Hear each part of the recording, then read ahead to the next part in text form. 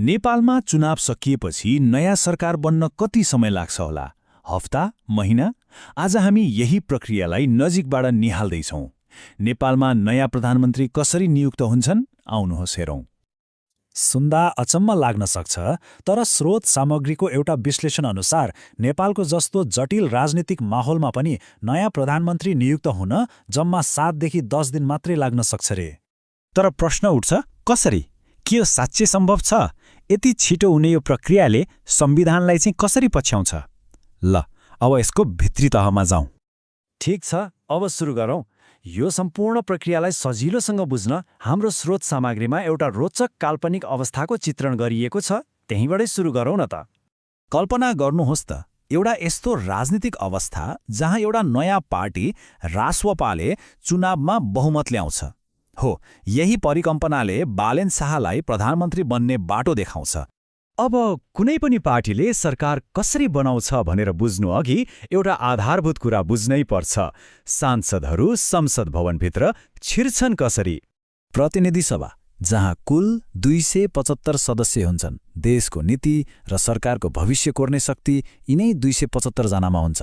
तर रोचक कुरा के छ भने यी सबै सदस्य एउटै प्रक्रियाबाट चुनिएर आउँदैनन्। हो, शक्तिमा पुग्ने दुईवटा बाटा छन्। पहिलो, आफ्नो निर्वाचन क्षेत्रमा सिधै चुनाव जितेर आउने, अनि दोस्रो, पार्टीले देशभर पाएको भोटको आधारमा छानिने समानुपातिक प्रणाली। हेर्दा त प्रत्यक्ष चुनावबाटै धेरैजसो सिट आउँछ, तर खासमा सरकार कसको बन्छ भन्ने खेल बदल्ने काम चाहिँ प्राय तिनै 110 समानुपातिक सिटहरूले गर्छन्। त्यसैले यी सिटहरू एकदमै महत्त्वपूर्ण हुन्छन्। ल, अब सांसदहरू कसरी छानिने रहेछन् भने त थाहा भयो। अब हेरौँ चुनावको नतिजा आएपछि वास्तविक सरकार बन्नेसम्मको यात्रा कस्तो हुन्छ।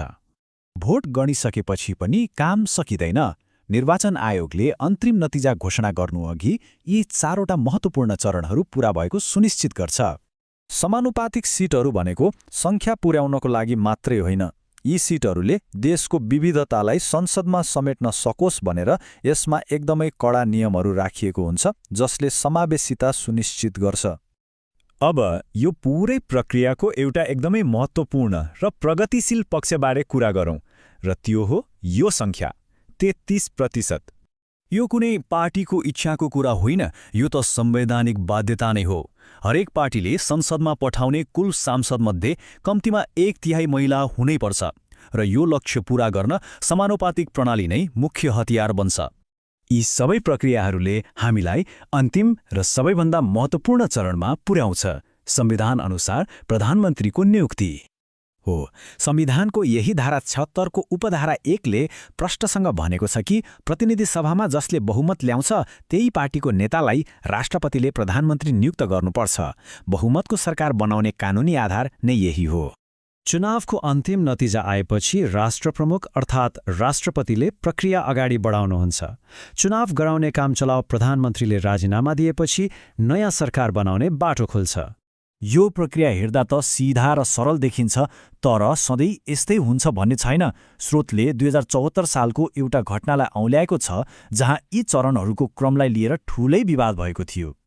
त्यति बेला संवैधानिक कानूनका विज्ञहरूले के तर्क गरेका थिए भने पहिले सांसदहरूले शपथ लिनुपर्छ अनि मात्र सरकार बनाउने प्रक्रिया सुरु हुनुपर्छ, किनभने संसद नै औपचारिक रूपमा गठन नभए सरकार कसरी बन्छ।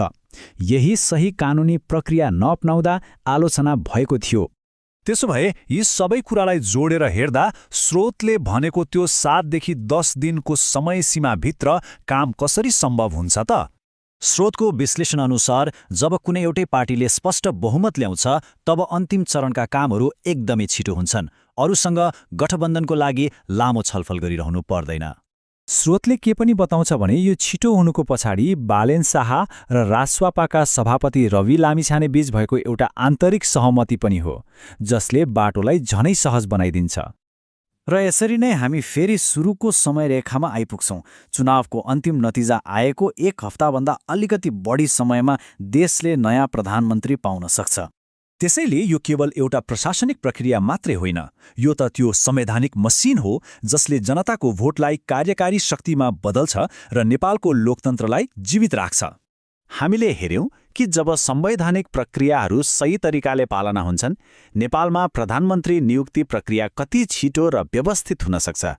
तर स्रोतले देखाएको यो काल्पनिक अवस्था यदि वास्तविकतामा बदलियो भने त्यसपछि के होला? बालेन सरकारले कस्तो काम गर्ला? यो प्रश्नको जवाब त भविष्यले नै दिनेछ।